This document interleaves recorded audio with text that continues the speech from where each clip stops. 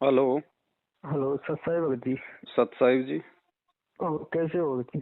दया जी, परमात्मा जी। ये क्या भगत जी मतलब चल रहा है मेट्रो काफी दिन से कई व्हाट्सएप वगैरह पे ज्यादा मतलब दिक्कत सी क्या आ रही है ये बीच में? ये तो 7 साल से आई नहीं क्या भगत जी पहले? नहीं वो तो है भगत जी, वो नौ नियम जो भगत जी आपने बनाए थे उनको लेकर मतलब ज्यादा शंका है क्या? देखो, जिसको शंका आवे भगत जी, उसकी अपनी मर्जी, उसका अपना विवेक, अपना ज्ञान आधार। वो तो अब भगत लोग जी तो लेकिन आश्रम में आके वापस निकल जाते थे गुरु जी को ये कह के कि साहब ये नियम हमारे से कोई न निभते। बस वही बात है भगत जी, देखो नियम तो जब ये आप भगत जब जी। आप भगवान पे आश्रित हो गए, जब आपको ज्ञान समझ में आ गया, तो मुझे ये बता दो, चाहे लाख नियम हो जाओ, आपके ऊपर नियम बाधा निभाने क्या है? पड़ेंगे भगत जी, वही मैं और ये कोई कहना चाह नियम रहा थोड़ी है हूँ। भगत जी, वो तो एक कॉमन सेंस की बात है। बिल्कुल बिल्कुल भगत जी, वही आप तो अपने बात मैं घर पे कहना। सत्संग कर रहे हो और वहां पे कोई दारू पिया हुआ आदमी आ गया, आप क्या करोगे? प्यार परेशान समझाओ तोगे, नहीं समझेगा तो बाहर का रास्ता दिखाओगे। अब वो बिल्कुल नियम बिल्कुल थोड़ी है भगत, भगत जी, उसमें किसी को दिक्कत हो तो भाई भाई शराबी के बीच में बैठ के हम तो सत्संग नहीं सुन सकते भाई। नहीं सुन सकते वो भगत जी, इसका प्रमाण है मेरे पास में भगत जी। जी। मैं काफी दिन से मतलब सब सात्संग में आ ही रहा था वहाँ पे। अच्छा अच्छा। तो मैं एक असाध्य रोग से बहुत ज्यादा परेशान परेशान था भगत जी। हम्म। और मेरी आपसे कई बार भगत जी बीच में भी बात हुई, और मालिक मतलब कि मैंने अनुभव किया है भगत जी, जो आपके मुख से वचन निकलेगा ना मालिक उसकी पूरी लाज रखते हैं। जी बड़े भाई। ये मैंने अनुभव में किया है भगत जी पूरी तरीका से। बाकी मैं संकल्प दीक्षा के तहत हूँ भगत जी। अभी जी। मैंने मालिक से नाम नहीं लिया है। बाकी अच्छा। नाम क्या, मुझे तो मालिक ने सब कुछ ऐसा दिखा दिया कि बस कुछ नाम की तो अब यही नहीं करता, ऐसा लगता है कि मालिक ने सब कुछ दे दिया। हम्म।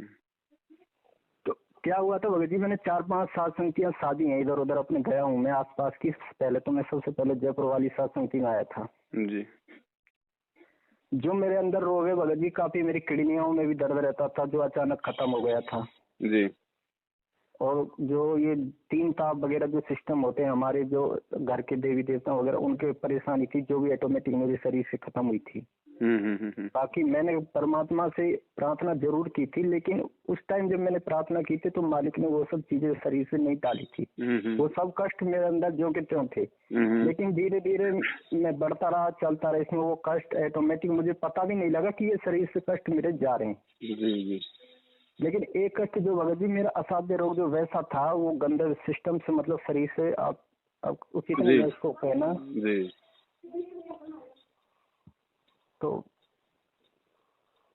तो वो भगत जी क्या हुआ था, हम्म वो रोग मेरा अभी तक नहीं कटा है। हम्म और जब भी मैं सात संगतियों में जाता था ना भगत जी, हम्म वो रोग मेरे शरीर के अंदर ऑटोमेटिक रुक जाता था, और मेरा परमात्मा उस पर इतना ध्यान फोकस करवाता था। मैं उस रोग को वहां पर जैसे कि डॉक्टर जांच पड़ताल करता है ना, उस तरह से मैं बार बार ये देखता था कि ये रोग यहाँ आकर क्यों ठीक हो जाता है। और चाहे मैं 3 दिन के लिए रहूं भगत जी, चाहे 5 दिन के लिए रहूं, चाहे 1 दिन के लिए रहूं, जब तक मैं परमात्मा के पंडाल में वहां दरबार में रहता था मुझे उससे कोई टेंशन ही नहीं होती थी। और जैसे ही मैं घर आ जाता था अपने, जी तो उसी रात 3-4 बजे के समथिंग वो रोग मेरे फिर चालू हो जाता था रात के समय सोने के बाद में। जी जी जी। जब आपने ये 9 नियम लागू किए तो भगत जी, जो मेरी अंतिम जो विराटनगर वाली थी ना सत्संग की, मैं वहां गया था। ये नियम मैंने पढ़ लिए थे, लेकिन मैंने इन पे इतना ध्यान नहीं दिया था।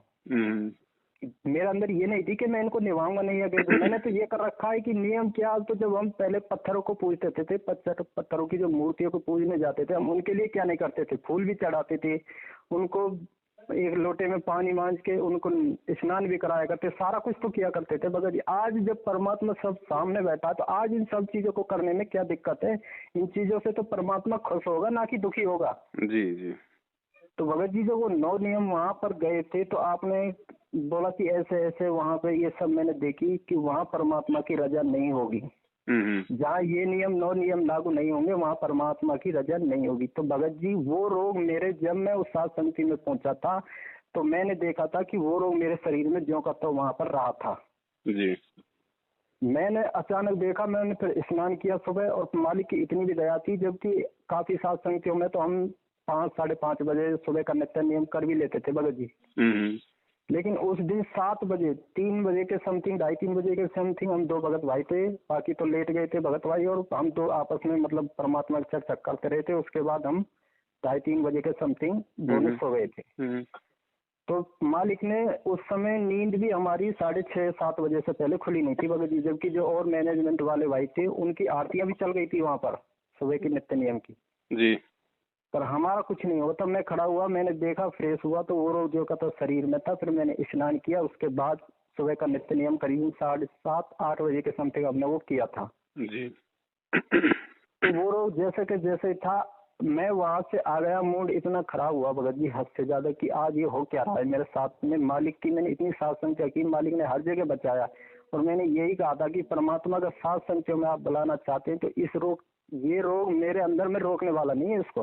अगर आप रोक सकते हैं तो आपके अन्य भगत भाई, मेरे कारण किसी भगत भाई की भक्ति खराब ना हो जाए बस। तो परमात्मा साथ इतना दिया कि हद से ज्यादा। वो रोग कभी भी परेशान नहीं किया उसने मुझे जब तक, लेकिन उस दिन उस रोग ने मुझको वहां तुरंत मतलब दिखा दिया कि यहाँ। तो उससे यही एहसास हुआ कि एक मेरा झगड़ा भी हो गया था जबरन जबरदस्ती भगत जी। अब उसे संस्कार बस लगा लो चाहे कैसे भी लगा लो, मैं खूब रोया उसके भी लिए, ताकि उसमें मैं बेबस था, कुछ कर नहीं सकता था भगत जी। तो मैंने यही समझा था कि शायद मेरी उस झगड़े की वजह से आज परमात्मा ने सर से हाथ हटा लिया है और मैं वहाँ पूरी तरह टूट गया था। मैंने ये कर लिया था कि भगत जी अब इसके बाद सात संगतियों में शायद मेरा जाना ठीक नहीं है। दोपहर का नित्य नियम हो गया, सुबह का परमात्मा का जो भंडारा प्रसाद था वो हमने कर दिया, भोग प्रसाद जो भी था मालिक का। पर मन दुखी था पूरी तरीका से। तो वहां से जब मैं भगत जी चलने लगा था ना, सुबह के दोपहर के नित्य जो दोपहर की हमारी आरती करके वहां से परमात्मा की आरती करके जब निकलने वाला था मैं घर के लिए, तो मैं जूते पहन रहा था। तो वहां उन्होंने दरबार ऐसे सजा रखा था भगत जी, स्कूल थी, स्कूल के एक कमरे में जो कमरे का जो दरवाजा था वो तो था पूरब की दिशा में और जस्ट उसी के बगल में मालिक का दरबार उन्होंने सजाया था। तो दरबार परमात्मा का जो दरबार का मुंह था वो था उत्तर दिशा में भगत जी। तो उत्तर दिशा से जब मैं गेट के सामने अपने जूते पहन रहा था तो ऑटोमेटिक मालिक की जो तस्वीर जिसमें स्वरूप था मालिक का, ऑटोमेटिक पूरा स्वरूप दरवाजे की तरफ ये हो गया था भगत जी अपनी जगह पे, जबकि तस्वीर मालिक की वहीं की वहीं रखी हुई थी, लेकिन स्वरूप पूरा इस ऐसे आ गया था दरवाजे की तरफ। मेरी जैसे अचानक निगाह पड़ी तो मैंने देखा ये क्या भाई, कि मैं वहां से दुखी होकर जा रहा था ना भगत जी। मैंने दो जूते तुरंत पैर से वापस निकाले और निकालने के बाद में तुरंत मालिक के आगे गिरा पड़ा, रोया वहां पर भगत जी। तो मैं फिर वहां से यही करता है कि मालिक ये रोग यहाँ में आया रहा शरीर में, कटा भी नहीं, और चलती वक्त आपने ये भी दिखा दिया कि मैं हूँ यहाँ पर, मैं था। तो आज भगत जी सुबह मुझे 6 बजे, कल से मैं इस चीज पर बहुत ध्यान दे रहा था कि क्या हो गया ऐसा, जो मतलब कि हमारे भगत भाइयों के बीच में जो मतलब ये दिक्कत आ रही है। तो वो जो 9 नियम की मेरी सुरजन भगत जी भाई से बात हुई थी तो वो बता रहे थे भगत जी ये जो 9 नियम वगैरह है शायद इन्हीं को लेकर कुछ ज्यादा हुई थी। तो मैंने वो 9 नियमों पर जब ध्यान दिया तो मैं उन पर कल से ही विचार कर रहा हूँ और मैंने शाम को परमात्मा से यही प्रेरणा की थी कि मालिक ये 9 नियमों को लेकर जो दिक्कत हो रही है कुछ ऐसा दिखाओ तो सही मालिक, कौन सही है कौन गलत है, इसमें क्या है। तो ऑटोमेटिक मेरा सुबह भगत जी, मैंने 2 बार सुबह 4 से खड़े होते आपको कॉल भी की थी, तो ऑटोमेटिक मेरे दिमाग में वो मेरा रोग सामने आया था कि परमात्मा ने वो रोग वहां क्यों नहीं रोका। इसलिए नहीं रोका भगत जी कि ये 9 नियम निभाने पड़ेंगे।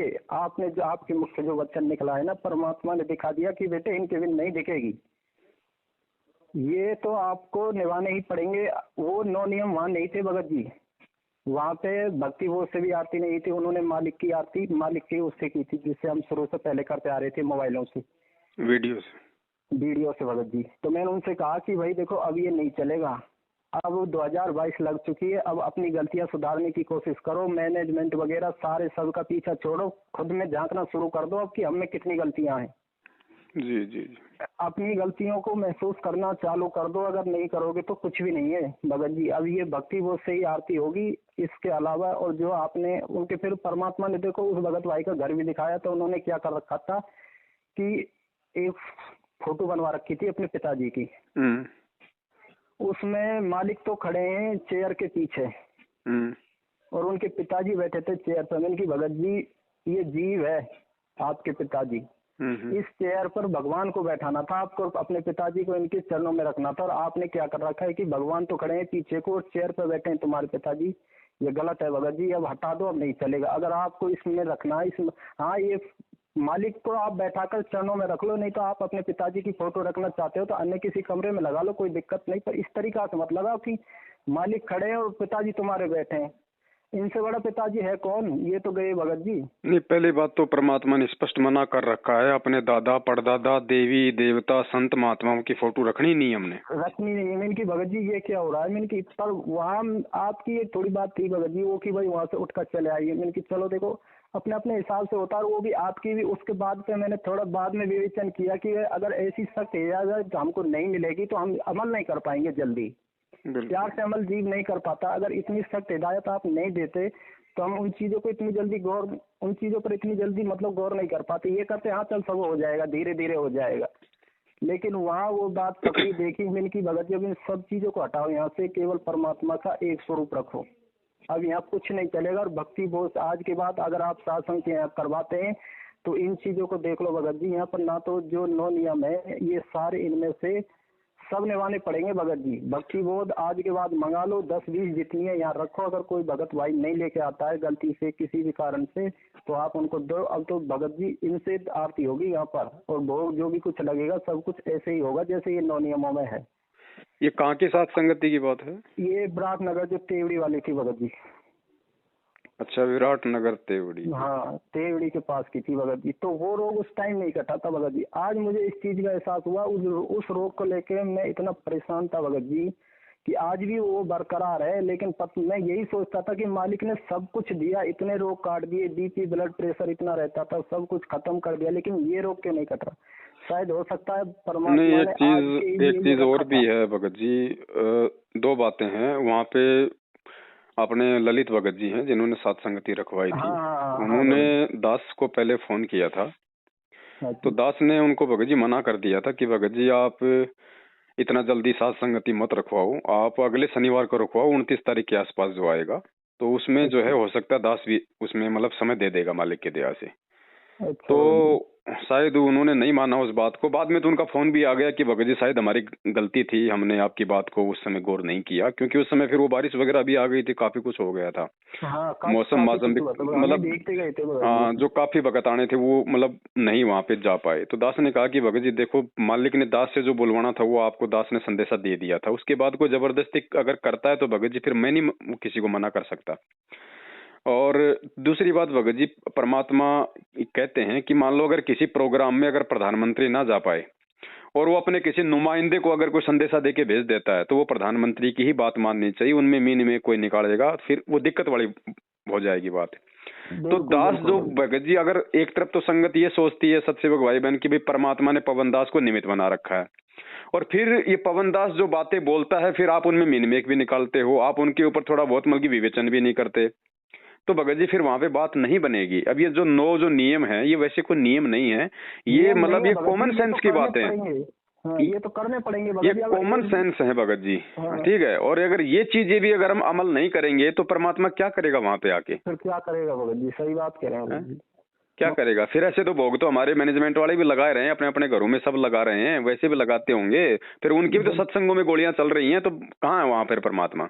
बिल्कुल सही बात है भगत जी। तो भगत जी समय अनुसार परमात्मा दास से जो बातें बुलवाएंगे वो 100% सही हैं, लेकिन किसी को नहीं समझ में आती हैं। अब उन चीजों को लेके अगर कोई मुद्दा उठाता है तो भगत जी फिर दास भगत जी फिर ज्यादा नहीं बोलता उसमें। नहीं भगत फिर समय आने पे फिर वो परमात्मा ही उनको फिर उन चीजों का आभास करवाता है, दास नहीं बोलता फिर वहां पे। हाँ इतना है, फिर दास वहां पे जाएगा नहीं, दास वहां से अपना पीछा छुड़वा लेगा कि भाई मैं तो वहीं जाऊंगा जहाँ पे ये चीजें होंगी। बिल्कुल भाई जो भाई भगत जी मालिक ने क्या बताया, इष्ट मिले और मन मिले, मिले सकल सब रीत, कहे कबीर वहां जाइए जहाँ रह संतन की प्रीत। जब मैं अपने घर पे अपने दरबार में मैं दाढ़ी मूंछ वाली फोटो को ना मैं रखता, ना मैं उसको अपना भगवान मानता, ना मुझे उसकी आवश्यकता, और साथ संगति में यदि कोई उस फोटो को लगा रहा है तो भगत जी मेरा उससे क्या वास्ता? मेरा तो इष्ट ही नहीं मिल रहा। मेरा इष्ट है संत रामपाल जी भगवान, और उसने इष्ट बना रखा दाढ़ी मूंछ वाले को, तो मेरा तो इष्ट नहीं मिल रहा, तो वाणी के अनुसार मेरा वहां जाना बेकार है। बिल्कुल वही तो देख रहा था भगत जी, वहाँ पे जाके सारी त्रुटियां मतलब काफी थी, भक्ति बोध से आरती भी नहीं थी, और जो बंदी छोड़ सतगुरु रामपाल जी भगवान की जगह उन्होंने जो मतलब वो भी दास ने देखा था उस वीडियो में भगत जी, जब वो भोग प्रसाद लगाने लगे तो फिर वहां भी वो कबीर जी को भी भोग लगा रहे हैं, सबका नाम ले रहे हैं वहां पे, तो दास ने तो समझ लिया था, लेकिन अब भगत जी अगर किसी को दास बोलेगा सामने से तो वही बात है भाई नेक्स्ट टाइम के लिए अपन हाथ जोड़ लो भाई, बाकी उसकी मर्जी भाई, जो जैसा करे। नहीं सही बात भगत जी, देखो जबरदस्ती का मार्ग नहीं है ना भगत जी, इसीलिए तो परमात्मा ने, हाँ बाकी देखो ये अब अगर भगत जी भगवान चाहिए, परमात्मा चाहिए, तो भाई अब तो सोने की तरह खड़ा होके दिखाना पड़ेगा। भगत जी अगर परमात्मा इनको चाहिए ना तो वही अर्जुन वाली तो बात है भगत जी, ये विकार तभी जब हम अपने 5 विकारों को, एक मन और 3 गुणों को नहीं जीत पाए तो फिर हम आगे क्या युद्ध लड़ेंगे भगत जी? युद्ध तो शरीर का ही तो युद्ध है भगत जी। हम यहाँ पे परिवार वालों के साथ संघर्ष नहीं कर रहे, कहाँ काल के सिर पे पैर रख के सब लोग जाएंगे, ये तो सपने की बात हो गई, सपने की बात हो गई भगत जी। अब तो जब परमात्मा चाहिए भगत जी, कहने का मतलब ये अंगारे हाथ में उठाने पड़ेंगे भगत जी। बिल्कुल भाई, हर वो क्रिया करनी पड़ेगी जिससे भगवान प्रसन्न हो, जिससे भगवान प्रसन्न। बाप नाराज हो तो उसको नाराज उसको कर दो, जितना जल्दी कर दोगे उतना जल्दी अच्छा रहेगा तुम्हारे लिए। रिश्तेदार नाराज हो तो अभी करो इसी समय। बिल्कुल भगत, लेकिन ये परमात्मा को प्रसन्न रखो, ये प्रसन्न रहेगा तो कल को वो भी दांत निकालते हुए आ जाएंगे।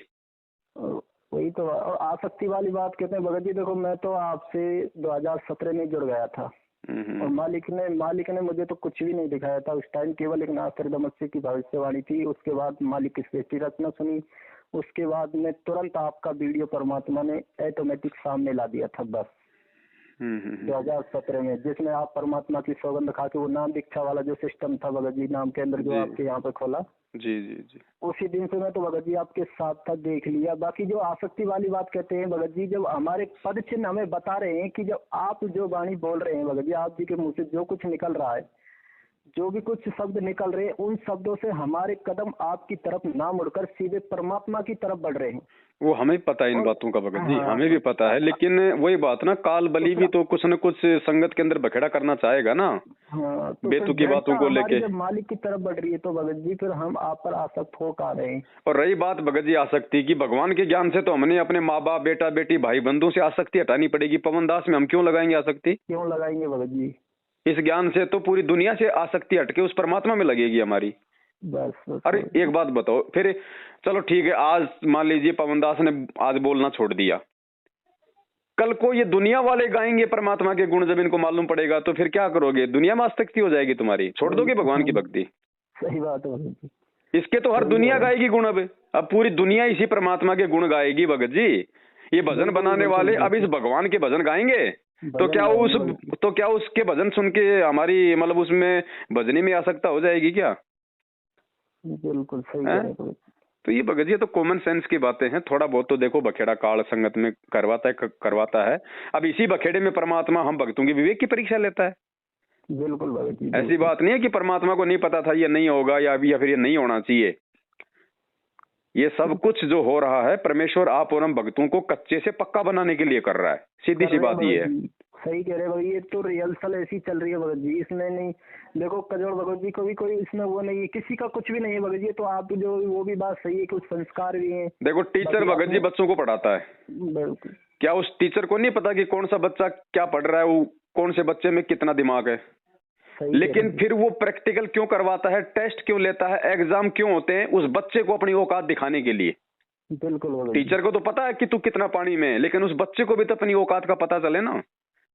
तो मालिक को तो मालूम है, लेकिन परमेश्वर ये सारी जो घटनाओं को अंजाम देते ना, ये हमारी बुद्धि खोलने के लिए देते हैं कि तुम कौन से पायदान पे खड़े और तुम्हें कहाँ होना चाहिए था अब तक।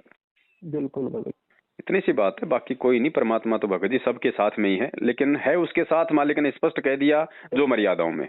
बिल्कुल दिखा दिया भगत जी, मैं कह तो रहा हूँ, जो चलने लगा तो मालिक ने दिखा दिया था कि बेटे सात संगतियों से नाराज, मतलब बुलाने से मैं नाराज नहीं हूँ, लेकिन अब जगह ठीक चुन लो। और मैंने वहाँ बोला था कि अब सब कुछ छोड़ो भगत जी, अब अपने आप में अब। और दास का भी भगत जी यही मकसद था। दास ने बाद में अपने कजोड़ भाई को भी, जब मैं जयपुर गया था तो इन्हीं बातों को लेके उन्होंने मुझे कहा था कि भगत जी आप जो ये कह रहे हो कि वहां से उठ के चले आओ, ये मुझे मतलब ठीक नहीं लगा। तो दास ने उसको समझाया कि भगत जी आप इन चीजों को समझने का प्रयास करो, फिर तो इस मार्ग में वैसे गंदगी फैल जाएगी।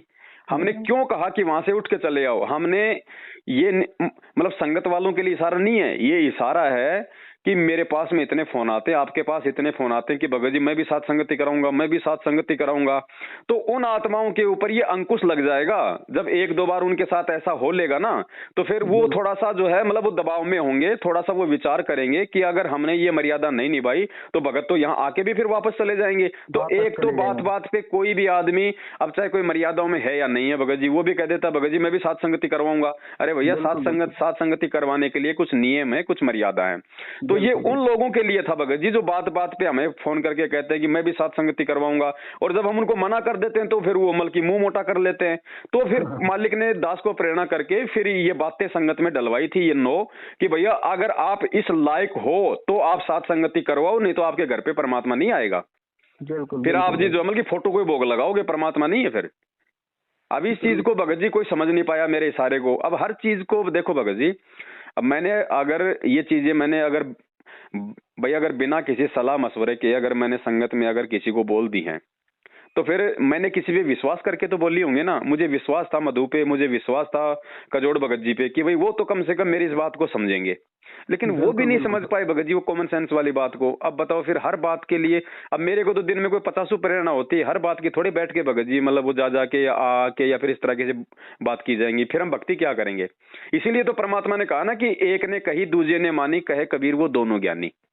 बिल्कुल सही बात हो गई। तो कहीं न कहीं थोड़ा बहुत कोई ईगो आके खड़ा हो गया था यहाँ पे। चलो कोई नहीं है भगत जी, देखो सबके अपने संस्कार है, मैं भी जी हूँ, कल को मेरे से भी हो सकती है त्रुटि, किसी और से भी हो सकती है। बाकी अपनी त्रुटि को अगर कोई सुधार ले तो वो भगत जी महान आत्मा होती है। बिल्कुल लास्ट है भगत जी, लास्ट स्टेज है सबके लिए। जो आप जी का जो सज्जन बहन के वहाँ पे जो मतलब वो हुई थी ना शासन की, उससे पहले जो आपने निकाला था ना कि भगवान को क्या पहचानोगे, पहले भगत को पहचान लो जी। अगर भगवान को पहले भगत ही तुमने नहीं पहचाना तो भगवान को क्या पहचानोगे। तो बस वही है भगत जी, अब इनको समझना ये लास्ट है। अपनी गलतियों को सुधारोगे सभी के लिए, या अगर कर लेंगे तो ठीक है, नहीं तो अब इससे आगे तो फिर। और दूसरा भगत जी, अगर ये मान बढ़ाई के लिए और आसक्ति के लिए दास अगर ये काम कर रहा होता 7 साल से, तो पहली बार तो मैं नामदान केंद्र क्यों छोड़ता। आज मैं ढंग से वहां पे लूटता लोगों को, इनके महल की लोगों के कच्छ तक उतार के भेज देता मैं। परमात्मा ने वो बुद्धि दी हुई है। चलो वहाँ की भी बात छोड़ो भगत जी, लेकिन अगर ऐसी बात होती तो आज भी तो लूटने का मौका तो भगत जी, और आज भी तो है ही। मेरे पास तो दिन में भगत जी कितने फोन आते हैं। आप तो कॉल रिकॉर्डिंग सुनते हो। अंधे होके लोग साध संगतियों के लिए, धर्म भंडारे के लिए पैसा देने के लिए तैयार खड़े, अंधे होके कई लाखों में। हम तो खुद मना करते हैं उनको, भैया अगर एक पैसा भी भेज दिया परमात्मा के दोषी हो जाओगे। बस अब वो चीज हमने देख ली भगत जी, उसी टाइम हम समझ गए। देखो कि पवन भाई के लिए परमात्मा क्या नहीं कर सकते हैं। आज वो खड़े हैं परमात्मा वहाँ उनके लिए, चाहे जितना मतलब उनकी गरीबी, उनकी दरिद्रता, सब कुछ कष्ट उनके 1 मिनट में खत्म कर सकते हैं। सेकंड भर का काम है मालिक का तो जी। लेकिन और उनकी भी वो देखो कि उन्होंने आज तक किसी भी भगत भाई से कर्ज, अपने ऊपर सर पर कर्जा भी है, बच्चों का भी लालन पालन है, सारा कुछ है, लेकिन उन्होंने अभी तक किसी से ये डिमांड नहीं की भाई आप मेरे लिए 10 पैसे तो दो। आगे से चलकर तो उन्होंने किसी के लिए डिमांड रखी नहीं, किसी के भी सामने नहीं। परमात्मा ने आपको इन सब चीजों के लिए अंतिम समय के लिए इसीलिए बता के रखा था कि भाई देखो अगर इस भगत के अंदर त्रुटियां होती, गलतियां होती, तो ये आपको अपने सुखों के लिए कब का आपको इस्तेमाल कर चुका होता। अब ये चीज भगत जी कोई समझने वाली आत्मा समझेगी इन चीजों को। फिर भी चलो भगत जी, हम देखो भगत जी, हमें भक्तों की नजर में हम पाक साफ हैं या नहीं है कोई महत्व नहीं रखता। हम अपने भगवान की नजरों में कितने पाक साफ हैं ये ज्यादा महत्व रखता है। तो भगत जी जब भगत को नहीं पहचानेगा तो आगे क्या करेंगे। भगवान तो भगवान ने देखो भगत जी, परमात्मा ने मैनेजमेंट का जो सिस्टम करवाया अपनी पहचान कराने के लिए कि एक दिन तुम खुद कहोगे कि मैं कौन हूँ। आज से परमात्मा ने इतने सत्संग किए, उनमें सारे प्रमाण छोड़ दिए। आज से पहले हम उनको क्यों नहीं समझ पाए भगत जी। टाइम निर्धारित था ना, निर्धारित टाइम था, समय पे परमात्मा ने खुलासे करवाने थे। हाँ, तो आज जब अब परमात्मा ने अपनी पहचान करा दी है कि देखो मैं कौन हूँ, और सबने मान लिया कि हाँ भाई है कौन वो, परमात्मा है। परमात्मा कौन है, स्वयं बदली छोड़ सतगुरु रामपाल जी भगवान है जी। अब भगत की भी तो पहचान वही कराएंगे भगत जी। सही बात। स्वयं की पहचान के बाद भगत की भी तो पहचान कराएंगे कि देखो मेरे लिए मेरे भगत हैं कौन। आप तो कहीं से कहीं भी उठकर आ रहे हैं, लेकिन भगत कहते किसको है। अब तो देखो ना भगत जी, 7 साल से भगत जी निर्दोष होते हुए भी हम सबसे माफी मांग रहे हैं भगत जी। बिल्कुल अब भगत जी ये इस भक्ति का तो प्रतिफल है, वरना जीव तो इतना अहंकारी होता है, मांग सकता है क्या। बिल्कुल गलती होने पे भी सामने वाले को दोषी ठहराता है लोग, तभी तो ये 4 करोड़ मुकदमों से हमारे देश के कोर्ट भरे पड़े। बिल्कुल बिल्कुल। और हम यहाँ पे खुद सामने वाले से हम गलतियां, और भगत जी ऐसी बात नहीं है, दास ने तो ये मतलब ये नहीं है कि दास ने वैसे कोई माफीनामे का कोई सिलसिला चला दिया, ये परमात्मा का मिशन है। और दास तो किसी को बताता नहीं है, दास ने तो अपने सब भाइयों को पर्सनली फोन किए। दास ने अपने जोधपुर से रामेश्वर जहांगीर जी को भी फोन किया, ऑडियो डाला उनको। और भगत जी मैं ये कहता हूँ, भले डॉक्टर रामेश्वर जहांगीर जी आज सतगुरुदेव जी से दूर होके भले अपनी कोई दूसरी साधना कर रहे हैं, लेकिन भगत जी उनमें इंसानियत के गुण हैं। उन्होंने भगत जी मैसेज लिख के भेजा वापस, ऐसा नहीं कि यार तू तो ड्रामा कर रहा है, तू तो छलिया है, वो कर रहा नहीं। उन्होंने भगत जी रोते हुए, जहां तक मुझे आइडिया है, जो मैसेज की जो उनकी लैंग्वेज थी, अंदर से भगत जी परमात्मा ने उनको निर्मल किया। और उन्होंने लिखा कि भगत जी धन्य हो आपके माता पिता पवन दास जी, जो आप इस प्रकार से संगत में सारा सब कुछ ये कर रहे हो। तो भगत जी मुझे ये बताओ, परमात्मा की शरण में रह के जो वर्तमान में जो भगत हैं, आप उनको भगत कहोगे या परमात्मा से थोड़ा सा दूर होके, चलो कोई बात नहीं मालिक का बच्चा है वापस आ जाएगा, आज उस मालिक से थोड़ा सा दूर होके जो उसने मुझे हृदय से उसने मुझे समा किया, हृदय से उसने मुझे समा किया भगत जी, मेरी भी जो है मतलब की आत्मा जो है वो गदगद हो गई। बिल्कुल। तो भगत जी भार हमने उतारना पड़ेगा एक दूसरे का, बगैर भार उतारे भगत जी हम इस परमेश्वर को प्यारे नहीं हो सकते। अगर थोड़ा सा भी वजन हमारे आत्मा पे अगर रहा यहाँ का, इस लोक का, भगत जी काल उसी समय पैर खींच लेगा। बिल्कुल। तो ये मिशन कोई दिखावे के लिए नहीं चल रहा भगत जी। माफी मांगना और माफी करना महान आत्माओं का काम है, ये कायरों के बस की बात नहीं। इसलिए परमात्मा कहते हैं भक्ति करे कोई सूरमा, जात वर्ण कुल खोए। बिल्कुल बिल्कुल सही बात। और अब देखो मालिक की मर्जी है, अब दास भगत जी अपना जेल जाके बैठ रहा है, परमात्मा की अपनी भक्ति करेंगे। शायद परमेश्वर ने जो कुछ दिखाना था, जो कुछ बताना था लोगों को, जो संदेश जो दिलवाने थे, जो आगाह करवाना था, बहुत करवा दिया भगत जी। हो गया भगत जी, अब तो बस सही कह रहे हैं। अब थोड़ा बहुत भगत जी लोगों को अपने स्तर पे भी चलना पड़ेगा, वरना फिर वो तो है ना भगत जी। अब तो देखो परमात्मा ने स्वयं की पहचान कराई, अब भगत की पहचान के लिए अब सत्सेवकों को अपनी जिम्मेदारी पे छोड़ दिया कि अब तुम क्या करते हो देख लो।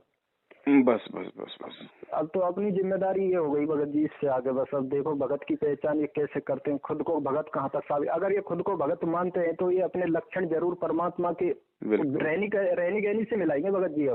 अब टीचर की तो भगत जी ये जिम्मेदारी, वो खुद पढ़ा दे, उसके बाद में वो पासबुक का एड्रेस बता दे, भैया वो पासबुक ले आओ अपने घर पे, उससे होमवर्क करो। और लेकिन भगत जी एग्जाम में तो अकेले को बैठना पड़ेगा, ना टीचर बताएगा ना वो पासबुक साथ में रहेगी। बिल्कुल। अब तो परमात्मा ने ये 2022 जो दिए सब सेवकों के लिए भगत जी, भगत के लक्षण धारण करने के लिए शेष छोड़ा। ये सिर्फ भगत जी पूरी 2022 यानी 1 साल का समय है भगत समाज के पास में, ये समय है। ये ऐसा नहीं है कि 2022 में सब कुछ उल्ट पुलट हो जाएगा, नहीं, ये भगतों को लास्ट एंड फाइनली चांस दिया परमात्मा ने। ये जो ये 10 महीने, इसके बाद कोई माफी नहीं है भगत जी, कोई सुनवाई नहीं है। सही कह रहे हैं सीधा भगत जी सजा सुनाई जाएगी फिर। चलो भगत जी जैसे भी है। चलो ठीक है बड़े भाई, मालिक की दया, आप संकल्प नाम दीक्षा होने के बाद भी परमेश्वर कितनी मेहर है आपके ऊपर, ज्ञान की हर चीज की। नहीं भगत जी, देखो भगत जी मैंने तो ये कर लिया था, जब ये ज्ञान मालिक का सुना तो मुझे तो अपने मनुष्य जीवन का एहसास हो गया कि ये मनुष्य जीवन है भी अच्छा तो ये बुरा भी बहुत है भगत जी। अगर मालिक का ज्ञान लेने के बाद अगर इंसान इस भक्ति पर नहीं टिकता है तो इसको कहने का मतलब है भगत जी, जो आपके अंदर आई थी ना, आत्महत्या ही कर लो बस। अगर जीना है तो मालिक की भक्ति नहीं भैया, भगवान पे अगर हम सब कुछ न्योछावर जब हमने कर दिया और तो वहाँ यदि हमारे को अगर ऐसा लगता है तो फिर तो भगत जी मरना बेहतर है फिर। हाँ वही तो कर रहा है भगत जी। अगर मालिक साथ होगा तो फिर बचा लेगा, नहीं तो भगत जी शरीर छूटना है, ठीक है फिर। हाँ अगर ये देख लो भगत जी हो रहा है भगत जी, मैं इस टाइम ये लगा लो कि मैं आपसे बात कर रहा हूँ, एक मृत्यु की ही सैया पे लेट कर बात कर रहा हूँ भगत जी। मैं अपनी अभी हकीकत आपको बताऊंगा। ये लगा लो कि भगत जी जो जिस संसार में हम रह रहे थे इससे पहले, जब मालिक से हम अज्ञात, मालिक के मतलब कि मालिक के ज्ञान से जब हम परिचित नहीं थे, उससे पहले हम संसार में अपना जीवन काट सकते थे। क्यों? तब तो हमको यही था कि भाई हम मनुष्य हैं, सवाए सभी जाएंगे, यहाँ खाओ पियो मौज मस्ती करो। सही बात। उस समय तो ये सब चल रहा था, लेकिन जब परमात्मा के ज्ञान से एहसास हुआ कि इस मनुष्य जन्म का अगर सदुपयोग नहीं हुआ तो ये बात इस मनुष्य जन्म से ही जीव कर्म बंधन में बनता चला जाता है। और इसका तो परमात्मा ने एक ही सदुपयोग बताया कि अगर भगवान मिल गए तो भक्ति करके मोक्ष करवा सकता, अन्यथा तो ये तेरे को ये डुबोने के लिए मिला है, डुबाने के लिए है ये मनुष्य जन्म। ये पांचों विकार इसी में क्यों ठोक दिए काल ने? बाकी सभी जीवों में सिंगल विकार क्यों हैं? सारे पांचों विकार इसी में क्यों ठोक दिए उसने? बिल्कुल भगत जी। तो वही एहसास हुआ कि जब इसमें गया था तो इस रोग से मैं परेशान था। मैंने कहा कि परमात्मा अब मैं ये भक्ति वो 24 घंटा अपने साथ रखना चाहता हूँ और इसके लिए मुझे शरीर में ये इस रोग से निकाल दो, क्योंकि ये मेरे अंदर एक अशुद्धता है। तो मैंने भगत जी उसके लिए मालिक से ये प्रेरणा की थी कि मालिक मैं संसार में नहीं लौटूंगा, या तो मैं आत्महत्या कर लूंगा या फिर आपको हाथ ऐसे पकड़ना पड़ेगा कि छुटाने से भी ना छुटा पाऊं मैं। जी जी जी। तो वो रोग मेरा अब तक भगत जी ठीक नहीं था। तो मैं हकीकत बता रहा हूँ भगत जी, परमात्मा ने यही कर रखा और मैंने तो यही कर रखा। अगर मालिक आपकी रजा है तो मैंने 2 ही विकल्प सामने रखे थे परमात्मा प्रार्थना में आपके सामने कि या तो भक्ति दे दो या फिर ये जीवन ही ले लो, क्योंकि अब मैं ये मनुष्य जन्म जी नहीं सकता भगत जी। क्यों संसार में कदम पीछे हटा नहीं सकता। जिन चीजों को, जिस नरक को मैं संसार में त्याग के आया हूँ, वापिस उसमें मैं जा सकता हूँ? नहीं जा सकता भगत जी, कोई भी नहीं जाएगा उसमें। बिल्कुल सही बात है, क्योंकि वो तो नरक अब पता लग गया है ना कि नाचना कूदना खाना पीना बैठना इधर उधर, मतलब कि ये जो वो अव्यवहार ही था वो गलत ही था सब कुछ। वो तो नाश के ढेर पर बैठे थे हम भगत जी। अरे इतना तक कह दिया भगवान ने कि जब ज्ञान हो जाएगा तुम किसी की बारात नहीं चढ़ सकते, आगे जाने की तो बात छोड़ो। बिल्कुल भगत जी बिल्कुल। तो उसके बाद मैंने फिर यही कर रखा है भगत जी कि यदि या तो मालिक अब अपनी भक्ति देकर जिंदगी को संभालेगा या फिर यहाँ से जाने में ही फायदा। यहाँ जीने का कोई मतलब नहीं रहता। जीना है तो परमात्मा के लिए, मरना तो उससे पहले ही मर जाए तो जो ठीक है। कोई नहीं भगत जी, प्रार्थनाओं में बहुत बड़ी शक्ति है। हाँ तो भगत जी देखो, मैंने इतना गर्म दूध पिया था, बाकी लोग तो फूंक मारकर दूध पीते हैं भगत जी, चाय पीते हैं कि जी होठ नहीं जल जाए। भगत जी मैं इतनी गर्म चाय पी चुका था कि मेरे अंदर, मुंह में तो छाले हो गए लेकिन अंदर इतनी गर्म चाय से शायद मेरे प्राण ही निकलने थे, चाय से और दूध से भगत जी। कुछ भी नहीं हुआ भगत जी, मुंह में छाले हो गए, मुंह जल गया पूरा अंदर से, लेकिन अंदर पेट में कुछ भी नहीं हुआ उससे भगत जी। दया मालिक। देखो उसी मैंने तो यही कर लिया कि मालिक या तो अब हाथ पकड़ोगे या फिर आप छोड़ोगे तो ऐसा छोड़ो कि फिर यहाँ आंख नीचने में फायदा, जीने में तो फायदा है ही नहीं भगत। तो आज मालिक ने शायद उस चीज को, इस रोग को इसीलिए ही नहीं रोका था उस टाइम तक भगत जी कि शायद ये बात बताना आपके लिए जरूरी हो गया था कि बेटा ये 9 नियम जहाँ है वहाँ आप जाओ, बाकी हर जगह मत घूमो।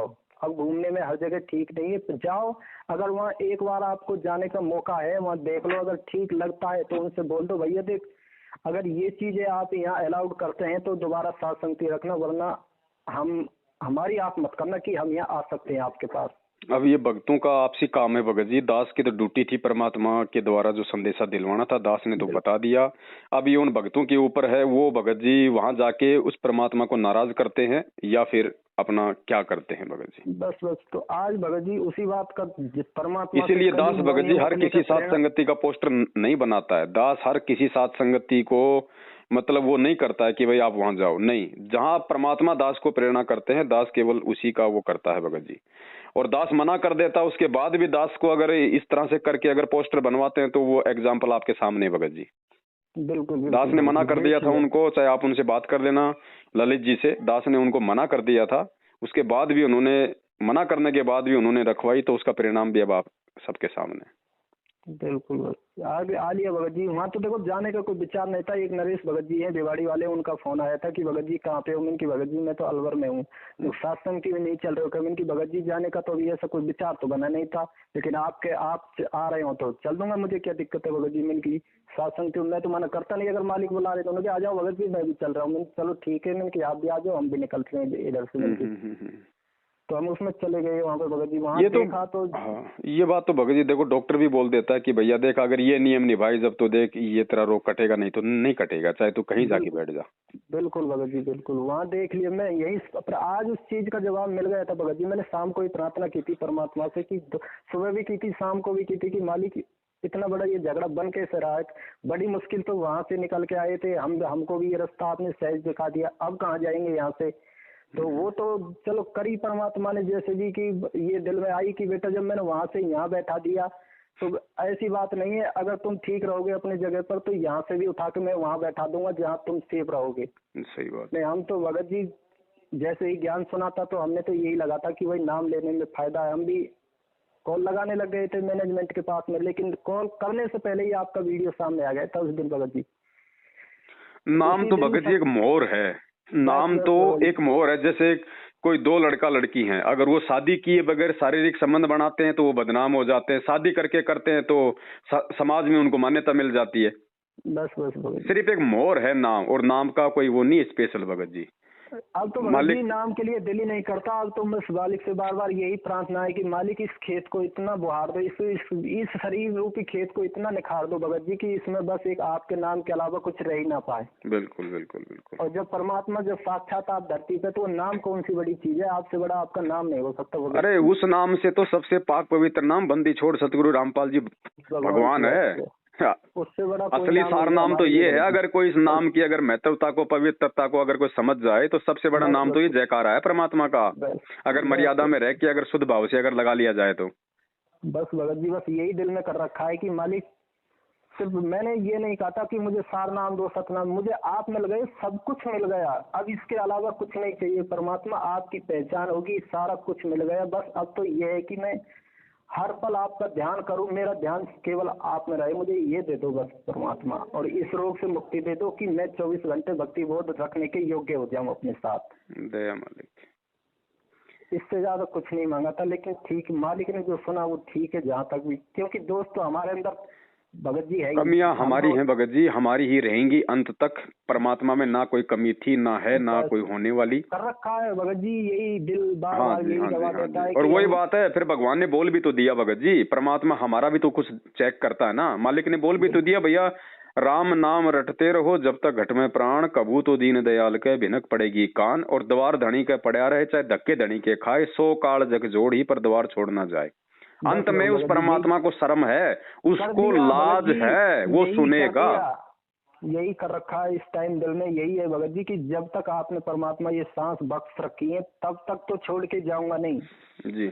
मरना भी जीविती सुमरना, मरना भी सुमर से ही मरना है भगत जी। बस यही मरूं तो तुम सुमरित मरूं, जीवित सुमरूं नित्य, और कुछ नहीं करना, बस आगे मालिक की मर्जी। अब देखो भगत जी, ये तो जीव है, करोड़ों अरबों जन्म लेके ना जाने कितने पाप की पोटरी को सर पे लेकर घूम रहा है भगत जी। बात तो वही है भगत जी, ऐसे भी आते हैं कि ना चाहते हुए भी हो जाता है। बिल्कुल, लेकिन अब संभालेगा तो परमात्मा संभालेगा, उनके अलावा तो कोई संभाल लेना है। ये विकार, ये तो देखो हमारे को है परेशान करने के लिए।